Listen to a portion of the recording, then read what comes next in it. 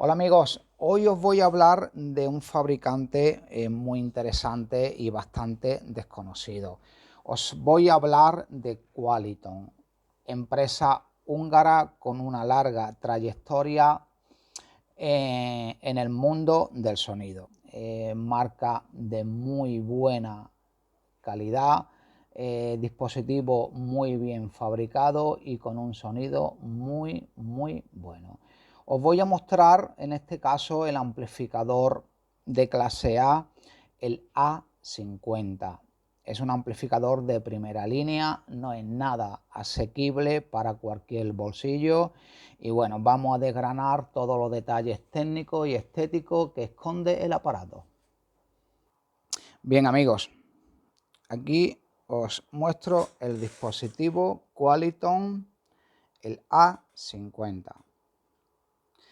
Este dispositivo, fabricación húngara, con una estética bastante bonita y apariencia robusta. La carcasa principal está fabricado en acero inoxidable brillo pulido de 1,5 milímetros. Su frontal es de, como ya os digo, todo en acero inoxidable. Es una chapa plegada a 90 grados y a la parte inferior a 45 grados. En los mandos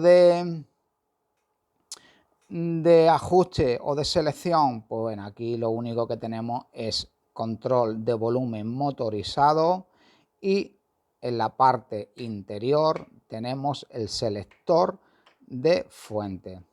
Esto se llama un eje coaxial. ¿Por qué? Porque en el interior del eje movemos el potenciómetro y en el exterior del eje movemos un conmutador rotacional que es el encargado de la selección de fuente. Aquí tenemos 4 dioditos LED que nos indica la entrada en la cual estamos actuando.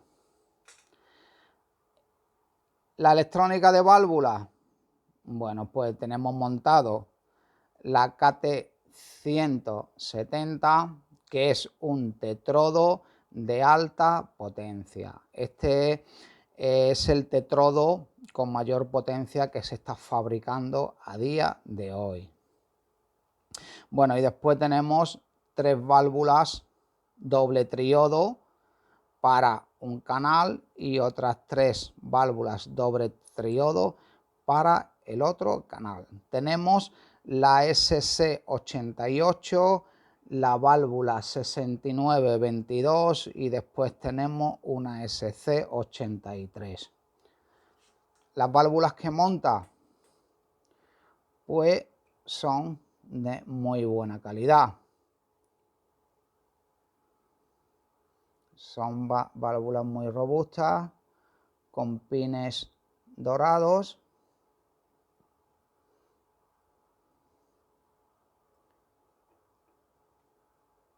Este amplificador está generando aproximadamente 50 vatios en clase A. Aunque lleve 2 válvulas, no os podéis confundiros. Por llevar 2 válvulas de potencia no significa que el amplificador trabaje en clase AB. La configuración de estas 2 válvulas están trabajando en clase A. Por lo tanto, las potencias se están sumando. Normalmente estas válvulas suelen estar en paralelo, por lo tanto, en la potencia se suman. El interruptor de encendido está en el margen izquierdo. Básicamente es esto, un amplificador sencillo con un chasis robusto y sobre todo muy básico. La electrónica de válvula debe ser lo más básica posible. Aunque este dispositivo incorpora algunos aspectos que no me gustan, al final del vídeo lo comentaré. Bueno, esto no significa que el dispositivo funcione mal, al contrario, este dispositivo funciona muy bien con un sonido bastante aceptable y unas condiciones de trabajo muy buenas. Vamos a ver la parte trasera para ver las distintas entradas y los postes de altavoces. Bueno, aquí tenemos la parte trasera, donde tenemos la entrada de alimentación, salida de altavoces 4,8 ohmios, 4 entradas de línea y una salida de preamplificación. Después aquí, alojados en la parte exterior, tenemos los dos transformadores de adaptación de impedancia. Vamos a ver el interior y os muestro todas las partes electrónicas. Os muestro la parte interior del amplificador.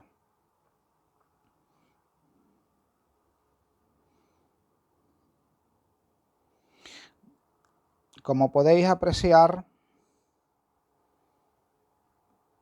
es todo muy compacto, con un chasis extremadamente reducido y con poco espacio para la manipulación o la reparación. Al final del vídeo os voy a comentar varios aspectos técnicos que no me agradan. Que no me agraden no significa que el amplificador sea malo, al contrario, es un amplificador de muy buena calidad con una construcción bastante sólida. Bien, aquí en el centro tenemos un transformador toroidal encapsulado en una carcasa metálica. Esto es acero inoxidable. Todo el alojamiento del transformador es acero inoxidable. Aquí tenemos un pequeño choque de filtrado de la corriente continua para la alimentación secundaria de las válvulas de preamplificación. Aquí en esta parte lateral izquierdo tenemos todo el módulo de alimentación. Tenemos alimentación principal con 4 electrolíticos en serie, de 1000 microfaradios en serie, 250 voltios, que en este caso la capacidad final son 500 microfaradios en una tensión de 500 voltios. Aquí tenemos el rectificador de la alta tensión y este rectificador con estos dos electrolíticos lo único que hacen es filtrar o rectificar en este caso la corriente de filamento de las primeras válvulas de preamplificación. Este sistema de alimentar las válvulas con corriente continua, aquí lo que evitamos en la mayoría de las veces es la reducción de ruido, sobre todo en la primera etapa de preamplificación, que son las más susceptibles de generar ruidos microfónicos y de perturbaciones de onda electromagnética. En la parte contraria, aquí tenemos el circuito temporizador, que esto lo único que hace es dar paso a una tensión a través de unos relés, en la cual nos ralentiza el funcionamiento, o en este caso temporiza el funcionamiento hasta que las válvulas de potencia no alcancen el nivel de polarización óptimo. Bueno, aquí en la parte superior tenemos un módulo totalmente digital, que esto lo único que controla es la tensión de polarización de las válvulas de potencia. Para que me entendáis, esto es un control de vías automático. Y en la parte inferior, donde casi no podemos ver nada, pues aquí tenemos toda la placa o la PSB de señal, zócalos de las válvulas de potencia y la PSB de todo el amplificador. Aquí en esta parte de aquí del frontal, pues aquí tenemos el control de volumen, aquí lo tenemos, control de volumen, tenemos el conmutador rotacional de selección de entrada, tenemos el diplexor que actúa sobre los relés de entrada que están montados en esta zona. Y por último, tenemos toda la sección de control de motor, del volumen, y aquí tenemos un modulito de radiofrecuencia para el mando a distancia. El mando a distancia es un mando muy robusto, con una carcasa en acero inoxidable, casi indestructible, muy buena calidad. Y a diferencia de la mayoría de los mandos a distancia, si os fijáis, este mando no lleva emisor de luz infrarroja. Este mando actúa por radiofrecuencia. De ahí el modulito este, que es el que se encarga de recoger la información que emite el mando a distancia. Esto lo bueno que tiene, que no hace falta apuntar hacia el dispositivo para que funcione. Esto en cualquier estado o circunstancia, a una distancia razonable, todo funciona perfectamente. Bueno, y básicamente el amplificador es todo esto. Tenemos un cableado muy ordenado, componentes de muy buena calidad, la PSB muy buena, con unos diseños bastante elaborados.